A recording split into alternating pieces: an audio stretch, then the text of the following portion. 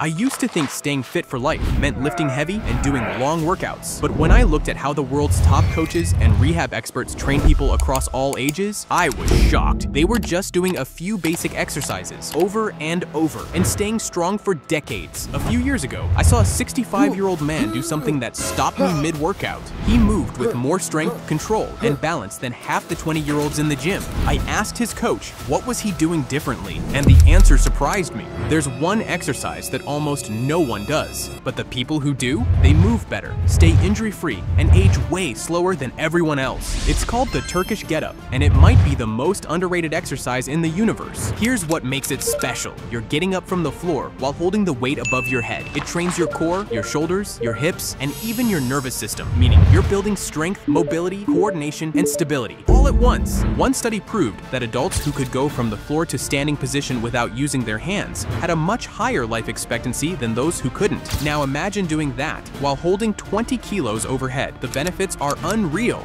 There is a saying in the fitness community among coaches that if you only had one exercise for the rest of your life, make it the Turkish get-up. Now, it might look complicated at first, but don't let that intimidate you. Here's how to do it. Lie on your back, hold a light weight in one hand, straight up toward the ceiling. Bend the knee on the same side while your other leg and arm stay flat on the floor. First, sit up to your elbow, then push up onto your hand. Now lift your hips off the ground. From there, slide your straight leg underneath you so you're in a kneeling position, then stand up. That's it. Now reverse it. Go back down the same way. Kneel, hand on the floor, leg out, hips down, and lie back. You don't need to go fast, and you don't even need weight at first. Just simply practice how to do the whole movement perfectly. Then once your form is dialed in, even a 5 to 10 kilogram dumbbell will feel like a full body workout. Now let me ask you something. When was the last time you crawled? I'm serious. Most people stop crawling after age 2 and never do it again. But here's something insane. Some of the strongest, most athletic people in the world still crawl on purpose. Why? Because crawling builds something most workouts miss completely: the connection between your brain and your body. When you crawl, your left arm moves with your right leg, your core keeps your body stable, and your shoulders and hips have to stay strong and work together. This movement is called cross-body coordination, and it's one of the first things your brain ever learns as a baby. But if you stop using it, that's exactly when things like balance issues, poor posture, stiffness, and back pain start creeping in, especially as you age. But with just a few minutes of crawling, you can reverse all of these. Also, some therapists use crawling to help stroke patients move again because it's that powerful. So here's how to do it. Start in a bear crawl position with your hands under your shoulders and knees under your hips, just slightly off the ground. Keep your back flat, like a ruler. Now move your opposite hand and foot at the same time. Left hand, right foot, then right hand, left foot. Go slow and stay low. That's it. Try it for just 30 seconds, and you'll feel muscles you didn't even know you had. When was the last time you thought about how strong your legs really are? Not just for lifting weights, but for everyday life. Getting up from a chair, climbing stairs, stepping off a curb, walking. If those things ever felt harder than they should, you need to do step-ups. And this is why. With step-ups, you're moving one leg at a time, just like you do in real life. That means your hips, knees, and ankles all have to work together without help from the other side. That is good, because if one of your legs feels weaker than the other, this exercise can fix that imbalance really fast. That's why physical therapists use step-ups to help people recover from surgeries, knee pain, and even hip replacements. A study from Brazil that followed over 2,000 adults found that people who struggled to get up from the floor without support were 6 times more likely to die early, because lower body strength is directly linked to longevity, and step-ups train exactly that. Here's how to do it. Find a step, bench, or a box, something stable. Step up with one foot and push through your heel to stand tall. Then step back down, slowly, under control. Keep your chest up and core tight. Do all your reps on one leg, then switch sides. Start with just body weight, then add dumbbells once it feels easy.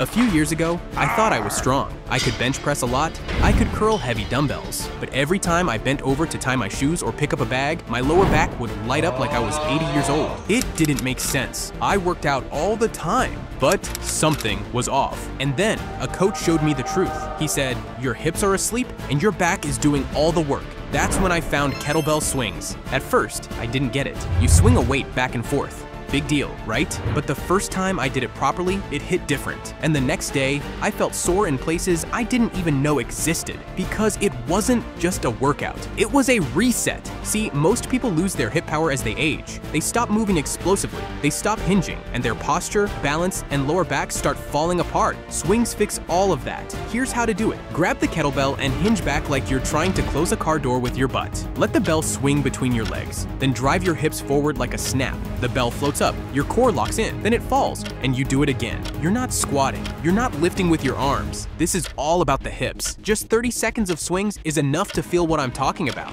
A few months ago, I was helping my friend move. We had to carry this massive box up 3 flights of stairs. I thought, no problem. I deadlift more than this. But halfway up, I was breathing like I just ran a marathon. My grip was giving out. My back started to round. And I realized something. I was strong in the gym, but weak in real life. That's when I started doing farmer's walks. Just 2 heavy dumbbells and walking. At first, it felt almost too basic. But by the end of my first set, my grip was toast. My shoulders were burning, and my core was shaking like I'd just done 100 sit-ups. In fact, studies show that grip strength is one of the strongest predictors of how long you'll live. Not your six-pack, not your bench press, just how hard you can squeeze. One study in The Lancet that followed over 140,000 people across 17 countries found that lower grip strength was linked to higher risk of heart attacks, strokes, and early death. Why? Because grip isn't just about your hands. It's a sign of how well your entire body works together. And farmer's walks train your grip better than almost anything else. Here's how to do it. Grab 2 dumbbells, just heavy enough that you can barely hold them for 30 to 40 seconds. Stand tall, chest up, core tight. Now, walk forward in a straight line. Not too fast or slow, normal pace. Once you feel your grip start to give out, stop. That's 1 set. Start with 3 rounds, rest as needed. You'll feel it in your hands first, then your lungs, and then